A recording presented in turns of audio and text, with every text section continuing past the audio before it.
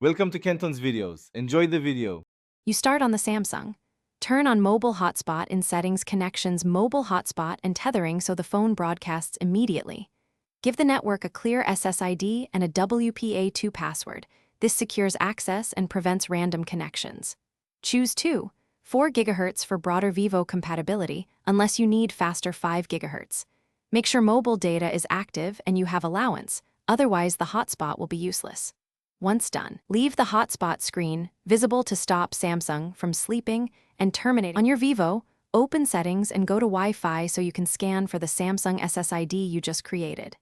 Tap the network, type the WPA2 password precisely, passwords are case-sensitive, and hit Connect. Enable Auto Connect if you want the phone to join automatically in future. If the network doesn't show, refresh the scan or toggle Wi-Fi off and on. Make sure Samsung's hotspot is not set to hidden or limited clients. Visibility and client slots matter for pairing to succeed. Once connected, confirm Vivo received an IP and you can load a web page to ensure internet is flowing.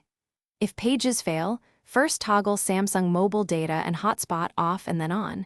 If still stuck, reboot both phones to clear networking caches. Make sure you type the exact password and Samsung hasn't hit its max clients or enabled client isolation.